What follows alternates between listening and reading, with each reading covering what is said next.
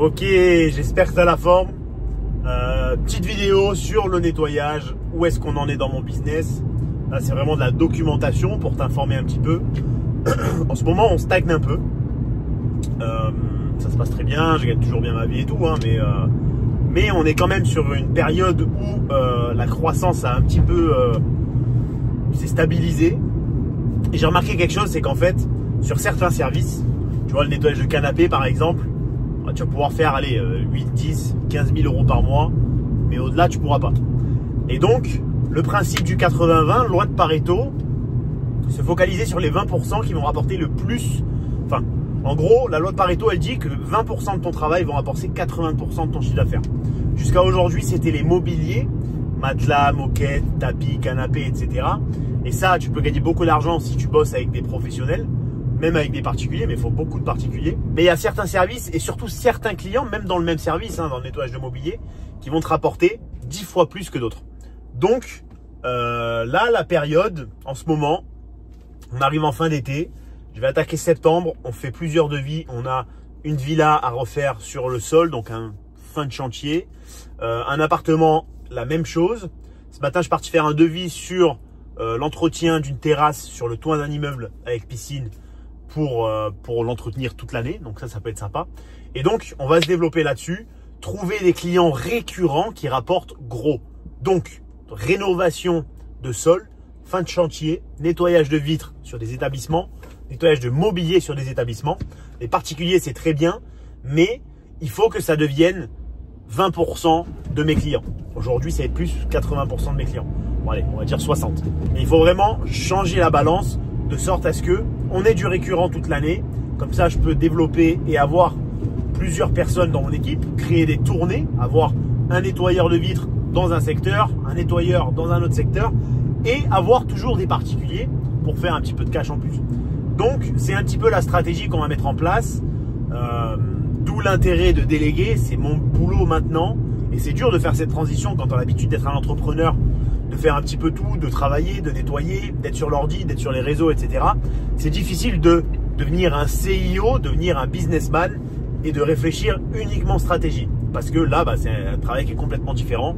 Il faut vraiment réfléchir, il faut vraiment faire des calculs, faire des business plans, etc. Enfin, il y a plein de choses à mettre en place. Mais c'est mon boulot aujourd'hui, maintenant, de développer l'entreprise sur la stratégie. Si je veux avoir une entreprise de nettoyage et pas juste un petit business de nettoyage, même s'il y a des très beaux chiffres, ça reste un petit business de nettoyage, hein. Aujourd'hui, notre plus gros concurrent, ça va être Honnête. Ils font 400 millions par an. Je suis un grain de sable comparé à eux. Donc, on se compare à ça pour se développer, pour avoir de meilleurs contrats. Et on va voir ce que ça donne. Donc non, le titre de la vidéo, c'est j'arrête le nettoyage. Mais non, j'arrête pas le nettoyage. Je me focus à 2000% là-dessus. Je m'étais un petit peu relâché parce que j'ai aussi ce compte-là à développer qui prend beaucoup de temps, les accompagnements. Alors là, on a stoppé les accompagnements, on est sur autre chose. Mais le personal branding, les réseaux sociaux, etc., ça prend du temps. Mais là, je vais quand même remettre les bouchées doubles, travailler 2 fois plus, dormir 2 fois moins, c'est pas grave. Mais remettre à niveau mon entreprise pour continuer son développement et sa croissance. Parce que ce qui est très difficile dans le business, c'est pas de trouver tes premiers clients, de développer ton business, etc. C'est de garder la même énergie que tu avais au début.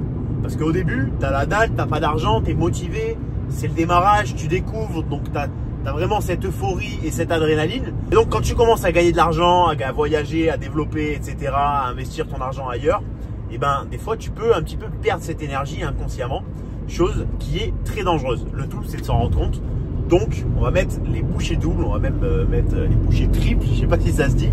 Mais voilà pour cette petite vidéo. N'hésite pas à me dire ce que tu en penses. Dis-moi, c'est quoi ton service préféré? Moi, je pense que le service qui va me rapporter le plus d'argent, c'est les fins de chantier et les professionnels, donc tout ce qui est hôtel, restaurant, etc. Mais il y a énormément de services de nettoyage qui existent sur le marché. Tu peux faire du nettoyage après décès, il y en a qui le font.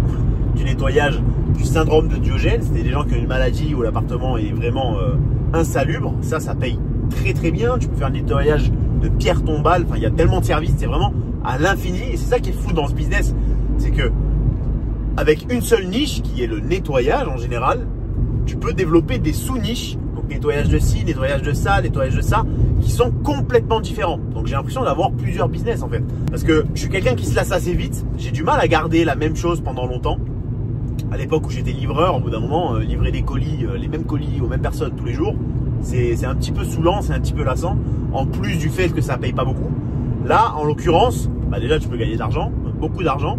Mais en plus de ça, les journées sont jamais les mêmes. Parce qu'un matin tu vas laver une voiture, un matin tu vas laver des vitres, un matin tu vas laver un canapé. Enfin, tout est différent, les gens sont différents, la façon de trouver les clients est différente.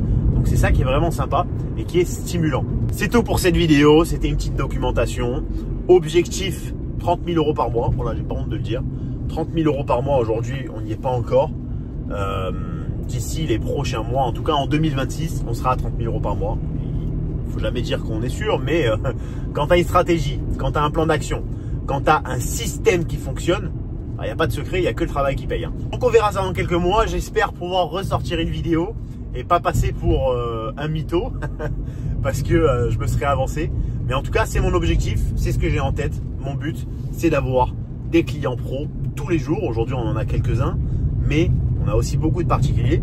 C'est limite de devoir refuser les particuliers. C'est mon objectif, d'avoir tellement de professionnels que je ne peux pas prendre plus de clients. Et ça, c'est un vrai problème qui est très positif. Donc, c'est tout pour cette vidéo. Je te dis à très vite. Ciao.